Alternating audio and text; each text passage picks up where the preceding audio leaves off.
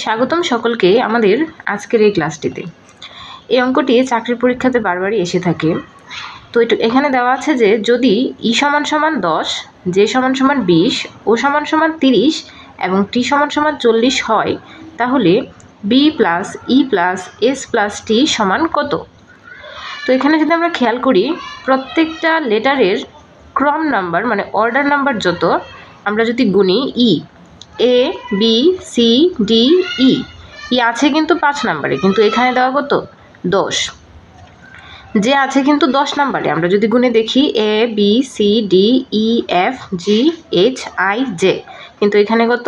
20। তো এরকম করে প্রত্যেকটা লেটারের কিন্তু যেই ক্রম তার থেকে দ্বিগুণ পরিমাণ এখানে দেওয়া আছে।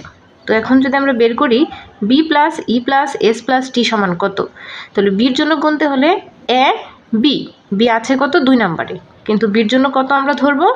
বির জন্য ধরবো হচ্ছে আমরা 4। ই কত ধরবো? ই হচ্ছে 10।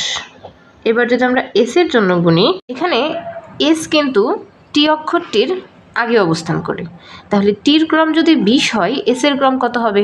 19। তো সেই অনুযায়ী আমরা যদি 19-এর দ্বিগুণ করি, তাহলে আমরা কত পাবো? এস এর ভ্যালু পাবো 38। তো এখানে এস এর ভ্যালু হচ্ছে কত?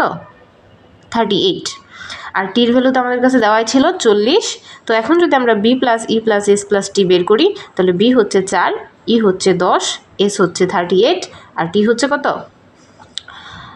40। তো এই সবগুলো যদি আমরা যোগ করে দিই, তাহলে আমরা অ্যান্সার পাবো কত? 92। তার মানে 92 হচ্ছে উত্তর। তাহলে অপশান গ হচ্ছে কি আমাদের সঠিক উত্তর। আশা করি সবাই আপনার অঙ্কটি বুঝতে পেরেছেন। ধন্যবাদ সকলকে।